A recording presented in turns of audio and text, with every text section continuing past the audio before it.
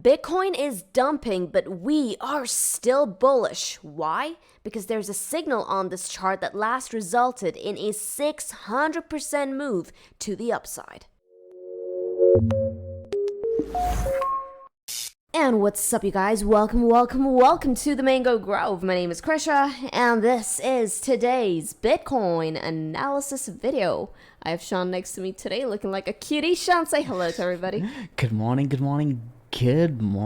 Today's an important day, and why is that, Sean? We got the FOMC meeting that comes in at around 8 hours and 16 minutes. This is going to be an important meet because, as you can see here, everyone is expecting a rate hike. Before we get into, the meat of Bitcoin, do you have anything that you want to say about the FOMC meeting today? No, I think all of it is priced into the markets. What's going to really matter, guys, is how J. Powell positions his speech after, right? Whether he comes off hawkish or dovish. Future expectations of the market will change depending on how he talks today. So pay attention to that. Pay attention to his tone. Alright, so now on over to the star of the show, which is Bitcoin. Now, over the past couple of weeks, we've been talking about a Bitcoin pullback. We've been expecting a pullback, and what do you see here, guys? We have finally gotten that pullback.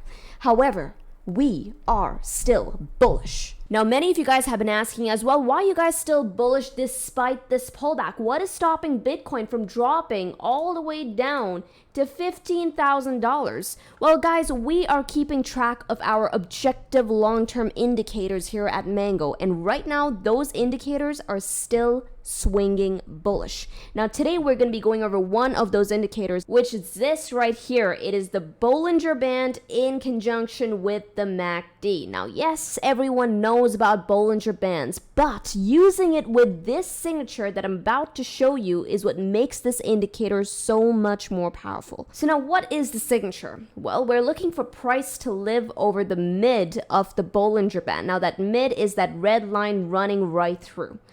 Okay, that is the mid. So we're looking for price to live over that region in addition to the MACD having a bullish crossover. Now, if you're looking for a bullish crossover on the MACD, you're looking for the blue line living over the red line, and that is your bullish crossover. So we, at the moment, have both, right? Price is living above the mid of the Bollinger Bands, but price is coming awfully close to it, so we're going to be testing it very, very soon. And the MACD is still cross bullish, but even over there, it seems like we're about to test that bullish cross, right? Because the blue line is coming down to test the red line.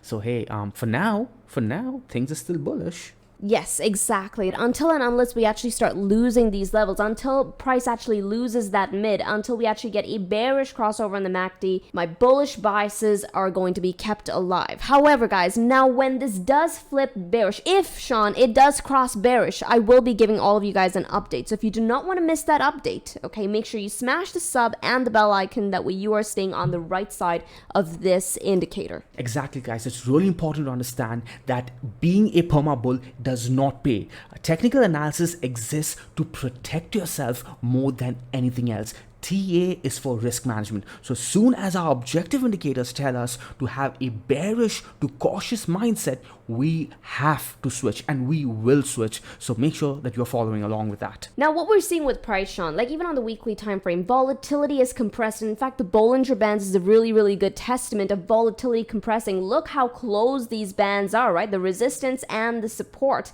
And it's usually during times like this where it's very, very difficult to form a bias. Price could drop, price could pump. Everyone is confused, and that's why we're using that mid to keep us on the right side. That's a really good point, Kusha. So essentially, to reiterate that, above that red band, our bias is to the upside. Right. And below that red band, our bias leans towards the downside. Yes. On top of that, if the MACD crosses bearish, so we have the blue line on the MACD living underneath the red line, that adds even more confirmation towards the bearish tilt, right? Yes. So for now, we're on the edge here, we're on the fence here, but the tilt is still bullish. Exactly. All right, so now just to show you guys how potent of a bullish signature this is, basically the Bollinger in conjunction with the MACD, I've gone ahead and marked out every instance that we've seen price cross the mid of the Bollinger in addition to a bullish crossover on the MACD. Okay, so now I have data points dating all the way back, Sean, to March of 2019. This is when Bitcoin was sitting at 3K. All right, so that's when we got the first cross over the mid, all right, March 2019. in addition to a crossover on the MACD. And what did price do? That's when we saw that move from 3K all the way up to 14K, right? That was a good 247% to the upside. Now, the next time we got the same signature, guys, was here on April of 2020. Price crossed over, and notice, okay, throughout the entire run from this region right here around 7.6K all the way up to $60,000, we never crossed back underneath that mid. Okay, we only crossed it here when Bitcoin was sitting at $49,000. But even this entire move, okay, let's take the entire move from around that 7K region when we crossed, when we got the signature all the way to the top. That was a good 684% on that trade.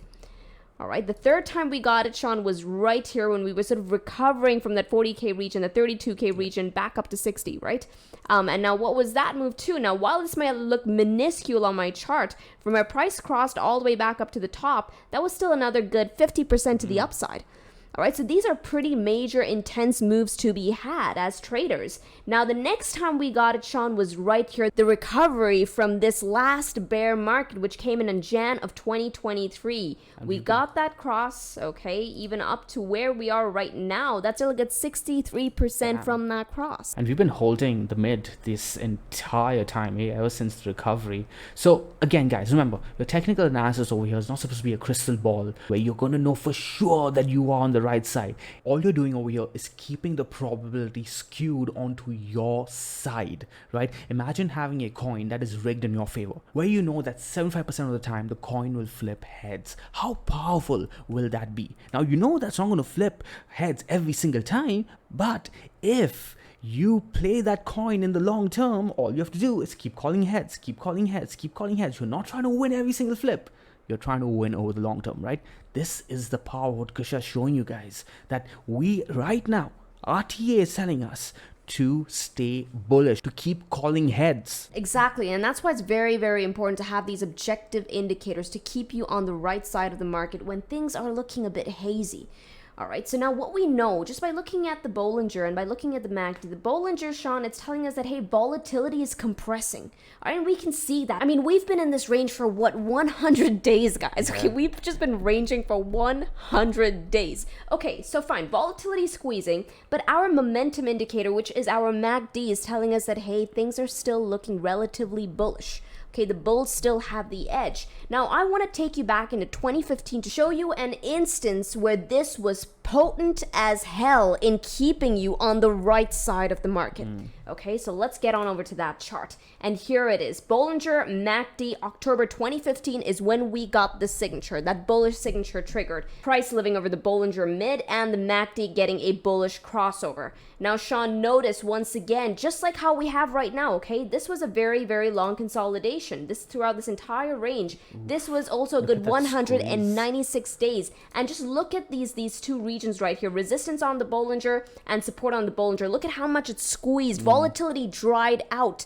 But if you were looking at the mid and how price was reacting off the mid, you stayed on the right side of the market right there. And then what followed? What followed? The next impulsive move of Bitcoin's history. At least it felt that way for those of us who entered during 2016, 2017. And when we talk to people who positioned themselves in 2015, we were so envious of them, right? Yes. Because they were already like 10x into that move leading into 2017, and then 2017 went another 10x. So they got 100x on most of their positions. This is that opportunity I feel like we might be setting up for, but I don't want to get too excited. Exactly, and you usually find this at the bottom of the market, right? But this was the impulsive move, guys. Even if you caught the impulsive move, that was a good 79%, but that was only one minuscule part of it, because Sean is right. This was just the beginning, guys, of a much, much bigger move all the way to $20,000. So from the cross all the way up to 20K, that was a good 6,500% to the upside.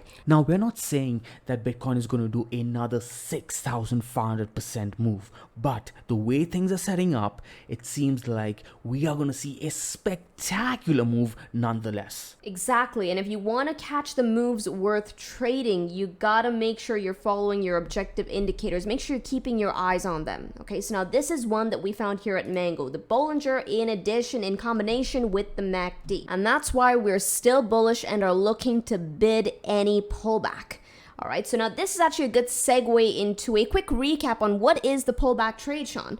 All right, now the pullback trade, guys, once again is hinged on the weekly time frame. We are looking particularly at the weekly dynamic levels, all right, which is this right here.